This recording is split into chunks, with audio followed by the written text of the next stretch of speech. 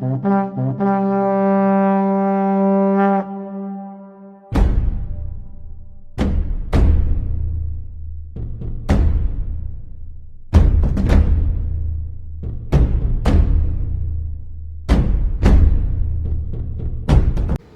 dia, pessoal, estamos aqui com mais um Pode Tudo com Cast e hoje estamos com três convidados ilustres, Lívia, nosso professor Lucas Araújo e nosso professor Camila. Hoje a gente vai comentar um pouco sobre a Copa do Mundo e falar aí um pouquinho, conversar. Passa a palavra para a nossa amiga Vitória. E aí, gente, empolgados para a Copa? Bom dia, pessoal, muito empolgado. A Copa no mês aí. Estou muito empolgada. Eu sempre contei minha vida com Copa do Mundo. Assim, o que eu vou fazer daqui a 4 anos? Então, assim, passou uma Copa, eu pensava, não, a próxima Copa então eu vou ter 10 anos. O que eu quero fazer com 10 anos? A próxima Copa eu vou ter 14? Eu sempre calculei minha vida com Copa do Mundo. Como que eu vou estar na próxima Copa, né? Daqui a 10 anos, a próxima Copa. É a próxima Copa, exatamente. Meta de vida, próxima Copa. Sempre a Copa do Brasil é um negócio mais diferente para o brasileiro. O espírito é completamente diferente. Eu acho que, se eu não me engano, né? O Brasil é um país que dá folga, assim, dependendo do horário, para ver jogo. E assim, nos últimos anos, a população no geral, ela desapegou um pouco da seleção brasileira. Eu sinto que antes as pessoas valorizavam um pouco mais, e aí devido a algumas derrotas que aconteceram, principalmente a de 2014, as pessoas acabaram desencantando um pouco da seleção. Mas quando chega a Copa do Mundo, eu sinto que isso muda um pouco. Também acho. Durante os jogos, pelo menos assim, eu vejo muita gente voltando a vestir a camisa e Acreditar, torcer. né? E Mas acreditar. agora todo mundo se une ali. Eu também acho. É muito gostoso. Acho que todo mundo se une, todo mundo fica muito friend. Uma coisa que eu sinto falta é o pessoal ir pra rua, assim, pintar a rua, colocar bandeirinhas. Mas assim, o que eu vejo, a geração de vocês não viu o Brasil ser campeão. Infelizmente, vocês só pegaram algumas derrotas nas Copas do Mundo. A gente cresceu, assim, pelo menos na época que eu era criança, quando você ia jogar PlayStation, não podia pegar o Brasil, porque era muita apelação. Então, tipo assim, cada jogador da seleção brasileira por posição era, tipo assim, um craque do time. Né? Por exemplo, 2006 que a gente perdeu, tinha Ronaldinho, Kaká, Ronaldo, só jogador que já tinha sido melhor do mundo, ou tinha ganhado muita coisa. Mas eu acho que assim, essa Copa, eu acho que se a gente ganhar, a gente vai voltar um pouco a ter esse orgulho da seleção. A seleção do Hexa. A gente é o único que vai ser o Hexa agora, cara. Com certeza. Nossa, noite. Mano, seria muito da hora. Seria muito da hora no Brasil. Assim, e essa comemoração até faz uma Copa, com certeza. Mas assim, o que vocês acharam da última escalação aí do Brasil e a Tunísia? Eu gostei um pouco mais da escalação contra a Gana. Né? Só que assim, dependendo do adversário, eu acho que um meio campo a mais pode ajudar. Mas no lugar do Fred, eu jogaria com o Bruno Guimarães. Eu acho que ele é um pouco mais versátil. Embora o Fred ele seja um bom jogador, eu acho que ele distou um pouco ali do meio campo. E você também, o que você acha? Eu concordo com o Lucas. Eu gostei muito, tenho gostado, acho que desde a Copa América, das escalações do Tite. Acho que acertou resultados de jogos, mostram isso, assim. E agora também aumentou o número de pessoas que podem ser escaladas. Antes eram 23, agora é 26. Isso dá com uma gama maior de jogadores para ter. Tem muita gente na fila, o que é muito positivo, a gente sempre reclama, né? Eu sou palmeirense, eu sempre quis o Veiga na seleção, né? Agora, Tite, põe o Veiga, ou cada um com o seu time fala assim, não, o Hulk tem que ir na seleção de novo, enfim. Também tem uma questão, né, só um parênteses aqui, de que muita gente quer uma pessoa que joga no Brasil na seleção brasileira, né? Isso tem uma identidade muito maior. Isso talvez seja até um outro aspecto dessa mudança de identidade com a seleção que a gente tem nas novas gerações. Fiquei feliz com a escalação do Pedro, inclusive, né, por isso, quando o Pedro foi. Mas eu gostei muito, assim, fora isso que eu tô aqui com o Lucas, acho que tem sucesso demais, tô confiante no time. A gente está vivendo num mundo de situação, a gente tava vendo os caras lá nada a ver. Mas entrando nesse assunto, eu também concordo. Mas e aí, quem vai ser o 9? Pedro ou Richardson? Então, um assunto polêmico aí, né? O Pedro não começa a Copa. Acho que pelas eliminatórias, o Richardson ele pode assim, não ser um jogador muito renomado, mas na seleção ele faz muito gol. Acontece muito isso, tem jogadores que eles rendem mais no clube e na seleção eles não vão tão bem. E tem o contrário, tem jogadores que no clube, às vezes ele até reserva no elenco atual, mas na seleção ele rende muito, né? Então eu acho que o Richarlison é um desses casos. Ele está indo bem no clube, mas na seleção ele está indo bem. Então pelo menos eu acho que a Copa ele começa. E aí depois, durante a Copa, eu acho que o Pedro tem chance aí de entrar no segundo tempo e depois até conseguir a titularidade, né? Se ele começar a fazer bastante gol. Mas eu acho que o Richarlison começa. Eu posso substituir para colocar o Pedro como um fôlego a mais, né? Porque no final do jogo, assim. Sim, tem a opção do Gabriel Jesus também. Né? O Gabriel Jesus, ele na Copa de 2018, ele ficou muito marcado assim, negativamente por não ter feito gol, mas muito pelo fator em campo que ele estava cumprindo de marcar lateral. Foi uma coisa que, pelo menos assim, no Manchester City ele também estava fazendo, mas agora no Arsenal ele está rendendo bem mais. Então, assim, eu acho que o Gabriel Jesus ele vai também ser convocado e é bem provável que ele entre, assim, esteja até na frente do Pedro. Mas o bom é que dá para usar ele nas pontas também, porque é um lugar onde a gente tem muita opção. Tem o Rodrigo, tem o Vinícius Júnior, tem o Rafinha, e tem até alguns que nem vão ser convocados porque não vai caber todo mundo. Eu acho que o Rafinha atualmente está jogando muito mesmo. Vinícius Júnior também, mas o Rafinha eu acho que ele joga muito bem na seleção, mais que o Barcelona. Acho que o Barcelona ele começou há pouco tempo, né? Mas eu acho que ele tem uma crescente muito grande pela frente. E aí, vocês trocariam o meia do Brasil pela Arrascaeta? Se ele fosse, né? Brasileiro? Olha, na posição que ele joga, vai jogar o Neymar. Né? O Neymar ele deixou de ser um segundo atacante para ser alguém criativo ali no meio campo. Isso. Então, nesse caso, eu acho que assim, eu prefiro o Neymar mesmo. Mas se a gente for jogar o Neymar com o meio campo, como segundo atacante, com certeza o Arrascaeta seria uma opção importante ali. Mas, né, nem na seleção uruguaia muitas vezes ele é titular, então não sei se ele tem o mesmo rendimento na seleção que ele tem pelo clube.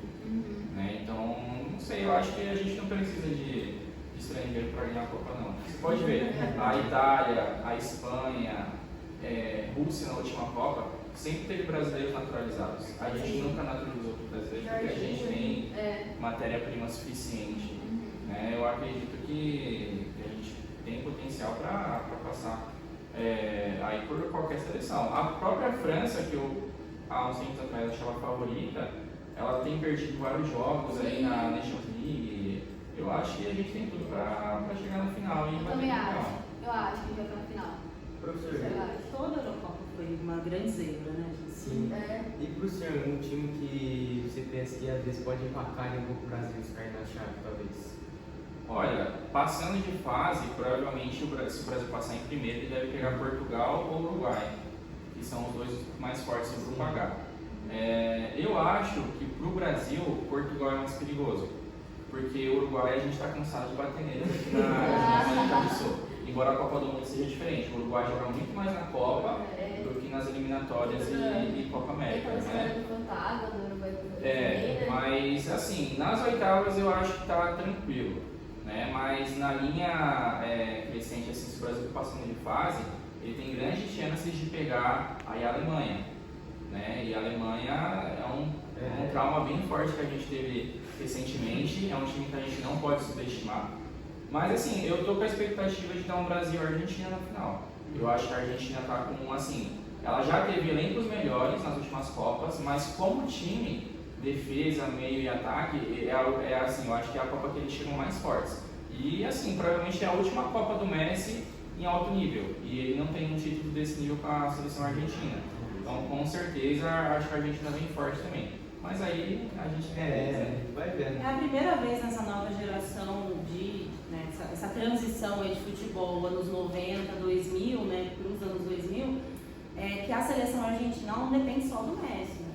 Então, assim, ela está conseguindo estar muito bem, e vários estudos e várias pessoas especialistas indicam isso mesmo. Assim, tem chance de ir muito longe pela primeira vez, porque antes era assim, dependia do Messi, espera. Antes era uma seleção completa, né? Depois passou a depender do Messi. Hoje já tem uma nova geração, interessante perceber isso, né, gente? A gente está falando de novas gerações de futebol, né? Muitos jogadores que antes não seriam cotados, agora são titulares, suas respectivas seleções. A nossa própria seleção mesmo, tem muito disso. Falou Machado agora, que chegou, que está vindo agora com a seleção e joga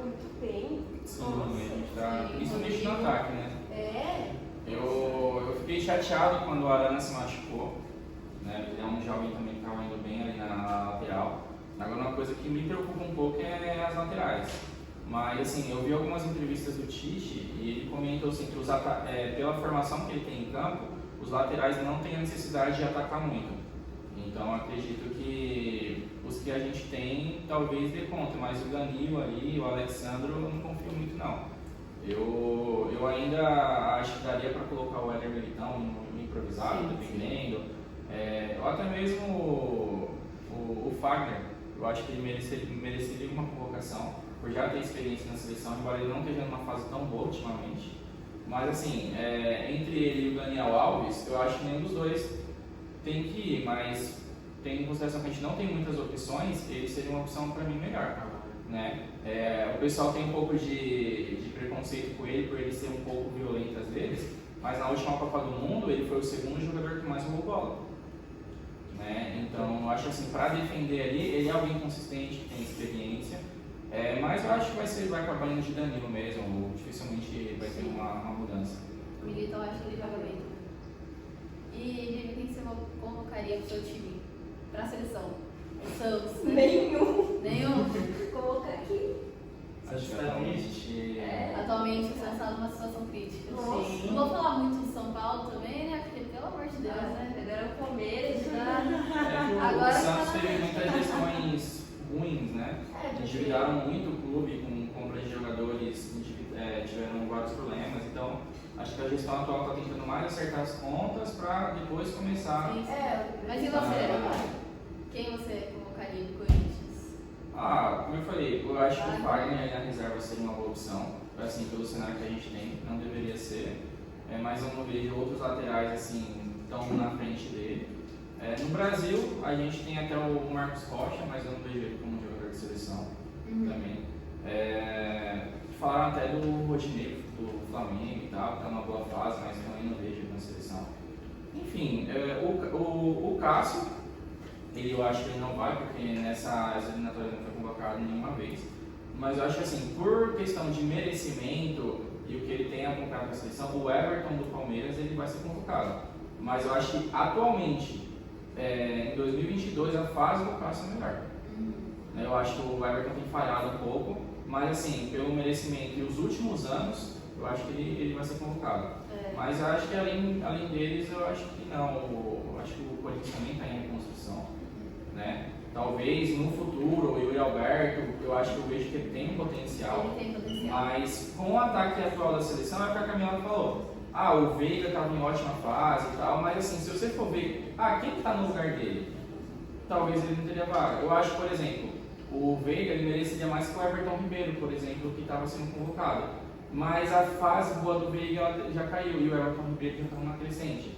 Então, assim, o Tite tem que tomar decisões e ele vai muito pela linha de confiança dele. Mas eu acho que talvez o Cássio.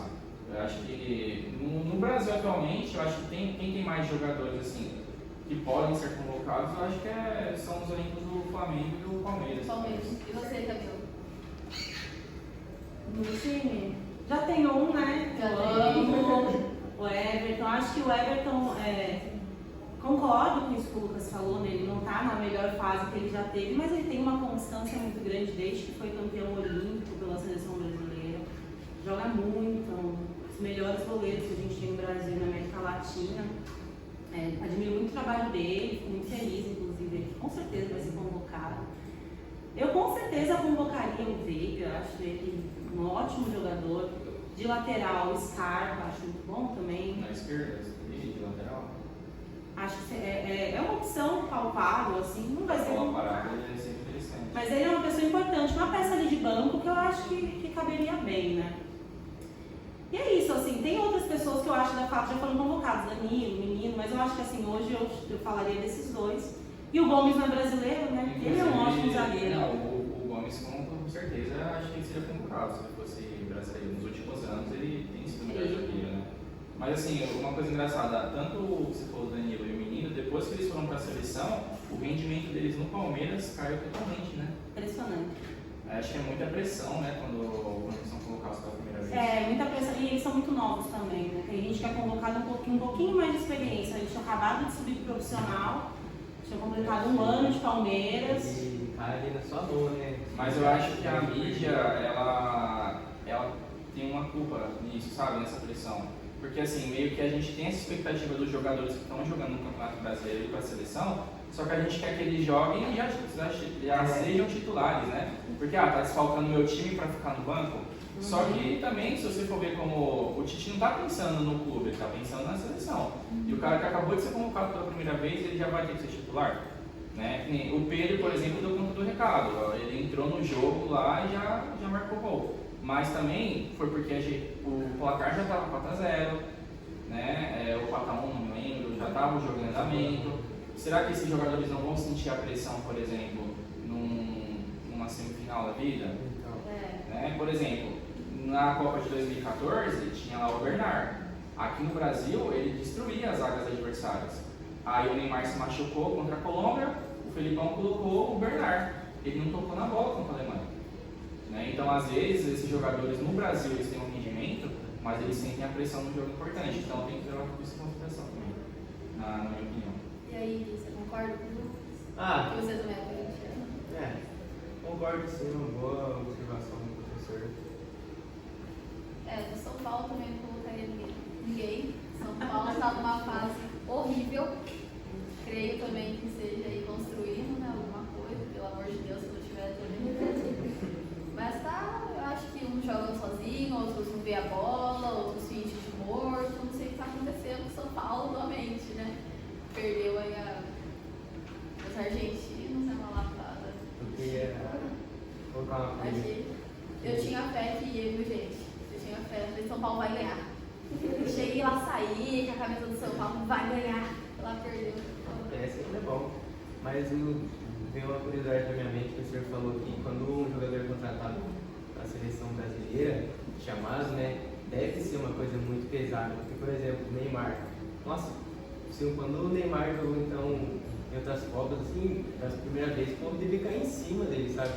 Por ser pior que não, porque assim, na Copa de 2010 ele estava despontando no Santos, né? E o Dunga na época optou em não levar nem ele nem o Ganso, né? Na época até o Adriano Imperador estava jogando no Flamengo, foi cotado para ser convocado, e aí o Dunga fez outras opções, jogadores que jogavam na Europa, e a mídia pegou pesado em cima dele. E assim, o Neymar na seleção ele sempre foi muito goleador, embora ele tivesse fases ruins nos clubes às vezes, mas na seleção ele sempre foi muito goleador. O que atrapalhou muito o Neymar, eu acho, foi que assim, os jogadores adversários sabem que ele perdia a cabeça fácil, e aí batiam nele sem freio. E aí muitas vezes ele foi expulso, se machucou, por forçar, porque assim, ele sempre foi muito de encarar o adversário, o jogador bater nele e ele pra cima de braço. E nisso muitas vezes ele se machucou.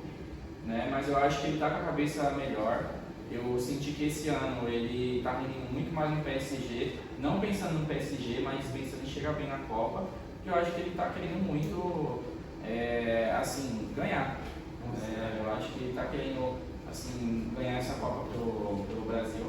Mas eu acho que na época dele foi mais leve, porque, assim, por ele jogar no Santos, eu acho que não teve, assim, uma pressão dos adversários tão grande como se ele jogasse, por exemplo, no Palmeiras, no Corinthians, no Flamengo, onde às vezes o clubismo acaba atrapalhando na visão sobre o jogador. Nem muitas vezes um jogador do Palmeiras é convocado, ou do Corinthians, aí fala que o técnico só convoca daquele time específico. E eu acho que às vezes isso pode até acontecer, mas por ser um jogador de confiança do técnico. Mas às vezes é porque o jogador está em boa fase mesmo, é de confiança, né? E vocês acham que os seus artilheiros aí da Copa? Da Copa? No geral, só da seleção mesmo. Já tem uns em mente aí, eu acho que o Richardson, talvez, Rafinha, eu acho que eles estão jogando bem agora, mas porque vocês vão, né, aguentar aí o peso, né? Eu acho que o Vini Júnior tem tudo pra fazer bastante gols aí. Ele é um jogador que tá numa fase muito boa. E assim, ele tem uma coisa que é rara hoje em dia, né? Que é o drible, né? A jogada individual, o drible, né? Que é a jogada individual, que é uma coisa que o Neymar, eu já vi que ele perdeu, ele tem menos arrancadas, menos jogadas individuais como ele tinha antigamente, mas ele tá armando uma, eu acho que ficou uma dupla boa ali. Ficou ótimo. Na lado esquerdo. Aí o nosso lado direito tá forte também. A gente tem Rafinha, tem o Rodrigo do Real Madrid, que tá confiante também depois da Champions. Eu acho que assim, a gente não vai ter um artilheiro. Eu acho que vai ser bem dividido os gols, que é o que tem acontecido. Se você pegar os jogos da seleção, normalmente as goleadas que tem são jogadores diferentes que fazem os gols. Né? Tem alguns jogos que o Rafinha faz gol, no outro é o Richarlison. Eu acho que vai ser mesclado. Agora, em relação à Copa do Mundo, eu acho aí que o Benzema é um candidato aí à artilharia também. O Lewandowski eu acho que não, porque a Polônia não deve avançar muito na Copa, né? O Messi, eu acho que ele deve fazer bastante gol nessa Copa. Enfim, eu acho que tem bastante gente boa aí pra brigar por essa artilharia. Vai depender muito da seleção que chegar até o final, né? Eu acho que chega. Acho que o Brasil chega. Afinal, vamos ver quem vai chegar aí com a gente, né? Vamos ver. Mas e aí, qual seria a escalação perfeita pra vocês? Atacante? Nenhum em mente?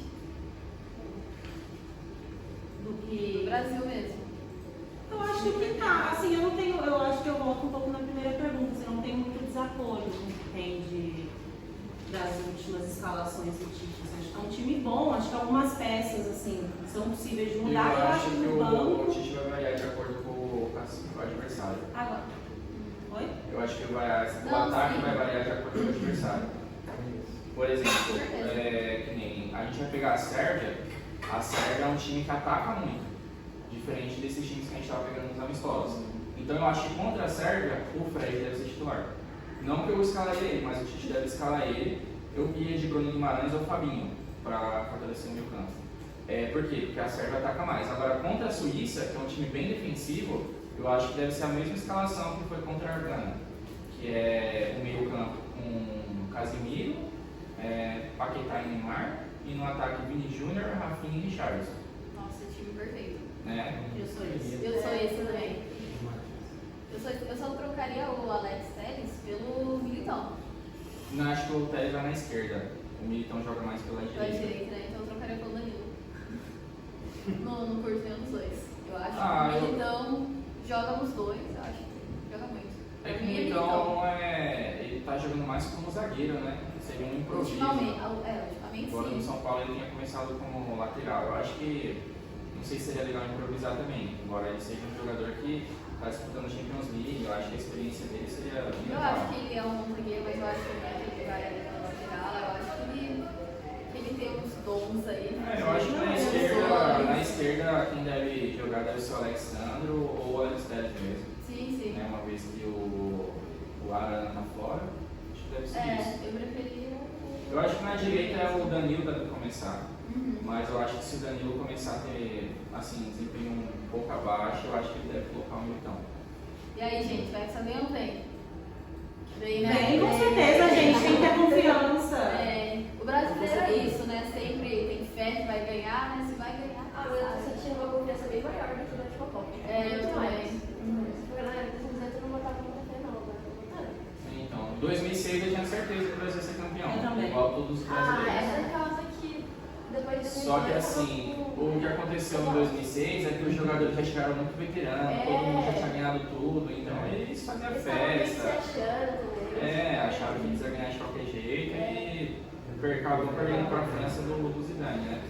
2010 eu não estava com muita expectativa, mas eu confesso que quando foi eliminado para a Holanda foi duro, porque o Brasil estava jogando bem, para mim já ia passar fácil pela Holanda, e aí teve umas falhas lá individuais, principalmente do Júlio César e do Felipe Melo, que acabaram comprometendo e o Brasil perdeu. Agora, 2014, eu acho que doeu mais porque na Copa das Confederações do ano anterior, o Brasil já estava meio desacreditado, aí foi lá e bateu 3-0 na Espanha, lá no Maracanã, e aí todo mundo voltou a criar expectativa na seleção.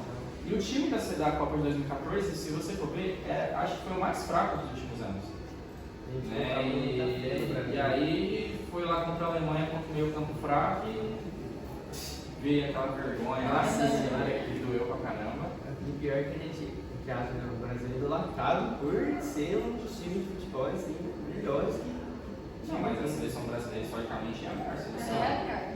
Bem dos melhores melhores times, os melhores Aí a jogadores. gente meio que Eu perdeu concordo esse totalmente. mercado. Nossa, Em 2014 também, esse jogo da Alemanha contra a Alemanha, o pessoal tá meio pra baixo por causa do Neymar. Essa foi muito baixo, nossa.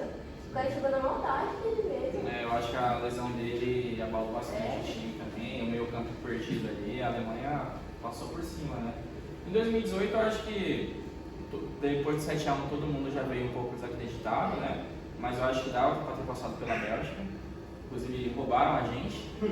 Né? O próprio juiz depois, o próprio zagueiro que cometeu o pênalti lá no Gabriel Jesus falou que foi pênalti.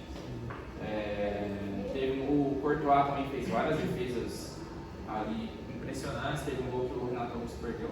Mas acho que para essa Copa a gente chega forte. mas valeu, gente. Obrigada pela gente. conversa. Bom, mas Nossa, tempo é muito boa curto. mesmo. Aí vamos junto, vamos pro Hexa. Vamos. Vamos, é que é nosso. Valeu, viu, gente? É isso, gente. Esse foi a nossa conversa do Podcast. E é nóis, tamo junto. Tamo junto.